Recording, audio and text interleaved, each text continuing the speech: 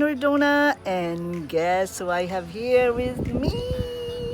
I am in Longview, Texas, and we just attended a very elaborate and just fancy fashion show last night, and I'm wearing one of those earrings that were featured last night from the designers collections. But today I am with an international fashion designer, Iris Viacrusis. Aloha. Iris, oh my gosh, please say hi to my network here, and Aloha. we are so impressed with what you presented Oh, last thank you. night. You're so generous. I'm going to give you the floor and just tell something about yourself Oh. and how you inspire these young people, because there were a lot of young generation fashion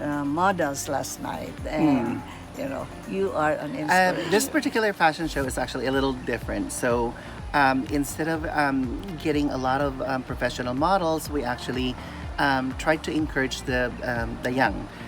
In this particular, and none of them actually have ever walked the catway before. Wow. A few of them actually trained for weeks to actually be in heels.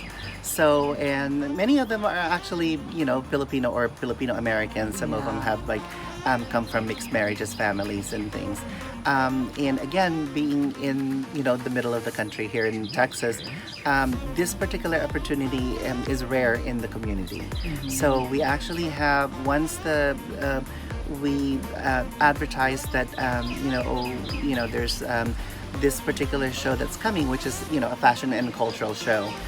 Basically what it is. There's people that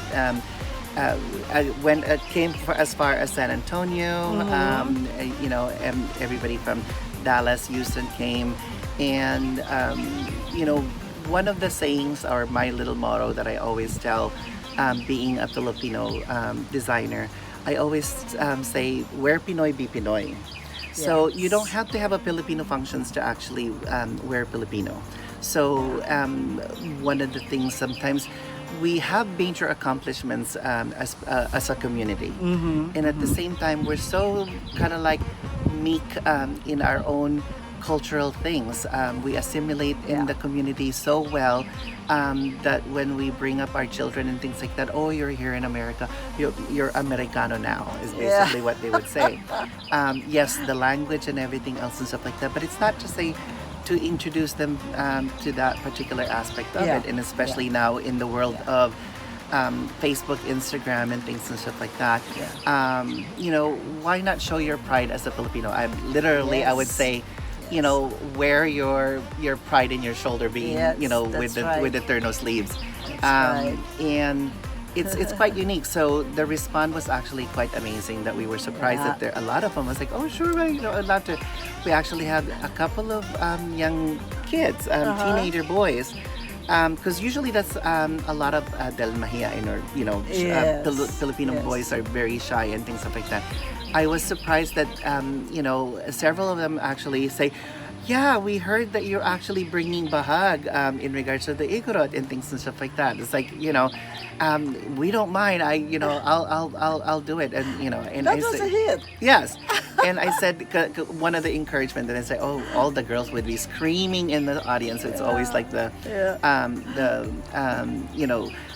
highlight of the show. So my fashion show always have, again, because I have a collection of items from the Philippines. I traveled all over from Zamboanga to Banaue to actually talk to practitioners. I actually have documentations of how things are weaved. Yeah. So there's a lot of backstories and meaning to the cloth. And again, when you see my items and things and stuff like that, as you saw yesterday.